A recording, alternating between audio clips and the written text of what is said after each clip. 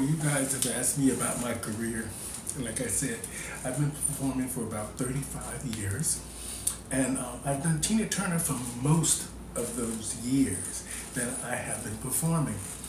I started back in 1989. I had actually started 2 years before that, but I wasn't impersonating anybody. I was just trying to dress androgynous and be in drag, just to be like part of the girls. Because the Copa was an amazing place for diversity.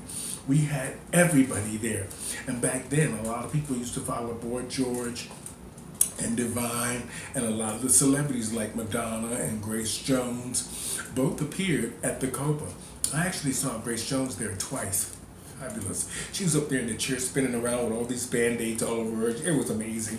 It was amazing. We love Miss Grace Jones. And I started, like I said, in many of my videos for y'all.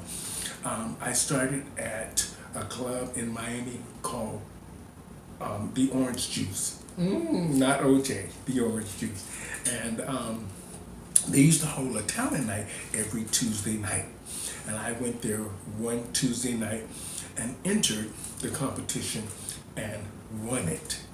And then, but I was doing Janet Jackson at the time, and people kept saying, "You got so much energy and that rawness about you. Why don't you try to do Tina Turner?" So the next time I tried to do Tina Turner, back in the days, I was very athletic looking. So I was a lot more athletic looking than I am now. And I was much skinnier, so all my muscles were very defined. I had everybody looking at me, wanting a little taste of Tina Turner. Well, anyway, and I started doing Tina Turner. And I started winning everywhere. And then when I entered my first pageant, I was going to do Tina Turner, and then I changed my mind and decided to do something on an off-Broadway, because I really was drawn to the dramatics of Broadway. And Florida was known for community theater, and they did a lot of these kind of things in community theater, like the Wiz and those kind of shows. So I was kind of drawn to that. And then after I won that pageant, I started doing Tina Turner in the little shows they would book me for, being the reigning queen. And then I noticed I started making a lot of tips, a lot of coins. And so you do what they want. So I kept doing Tina Turner, and it helped I built my career on doing Tina Turner. I've traveled all over the world doing Tina Turner. I'm very happy that Tina Turner let me have a career and gave me a career, and hopefully I'm impersonating her and to 150%, I hope. I think she's seen me a couple of times. I mean, I've been to like 100 of her shows. So I'm sure she saw me. And then when she came to Toronto for her farewell tour, she picked me out on the Jumbotron, because you know I went there dressed as Tina and had all the cameras on me. You know how it is, Tina. I had to get a little bit of your spotlight, girl. But she put me up on the big Jumbotron thing there, and was waving to me and everything, and it was amazing, and I was dancing in the aisle. It was fabulous. We went both nights on her farewell tour. Thank you, Tina. Thank you. And, you know, I know she's probably seen a lot of Tina Turner impersonators from around the world. I like all impersonators, no matter who you're doing. If you're going to do a celebrity, I just say, do it right. Do it right, or to the best that you can. You know, sometimes we don't all have all the dollars to do it right. I made this dress that I have on. Some of y'all probably thought about this.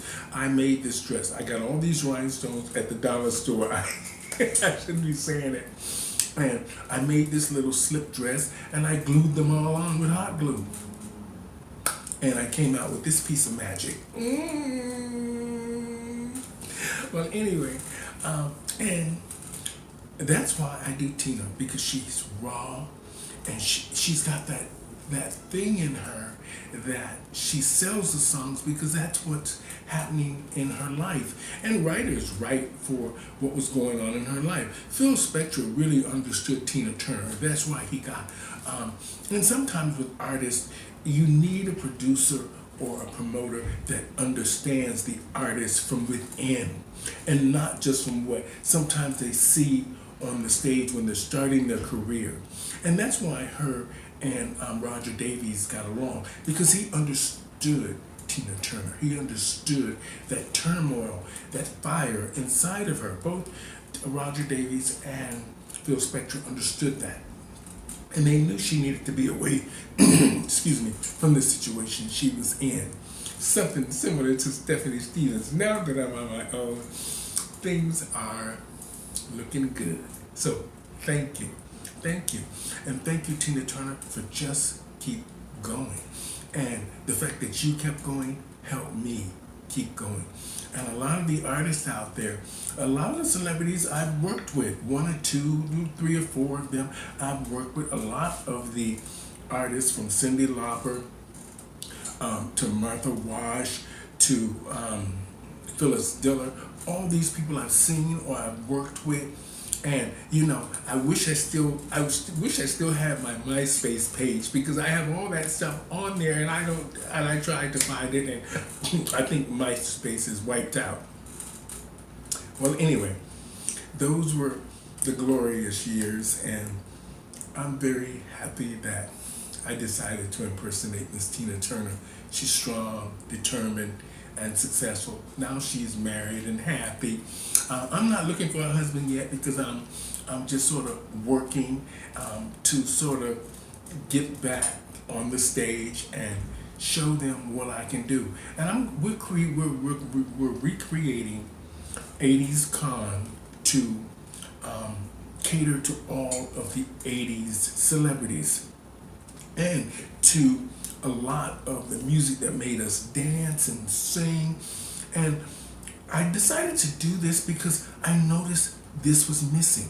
Even the young children are still doing the old songs that we used to do, but they can't do them the way the artists do them because they weren't around during that era.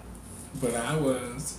So we're going to recreate the whole 80s Con and make it a whole thing. We're going to put it in the convention center with artists, booths, everything like you would see at any con, like Comic-Con or any of the other ones, all those big dramatic exhibit shows. We're going to do that, and we're working on it very hard. And I'm going to be headlining it, because I'm the one that came up with it. And they like that idea. So, and then we're going to take that to Netflix. That whole idea. Don't try to steal it, because I said it first. I'm saying it first right here. 80s Con. Starring Stephanie Stevens, owner, producer, director, and just a fabulous queen.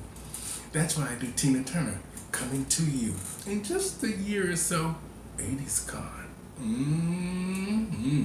Look out, y'all. Look out. I love doing Tina Turner. Strong and fabulous. Y'all stay fabulous and just keep going. Did that help?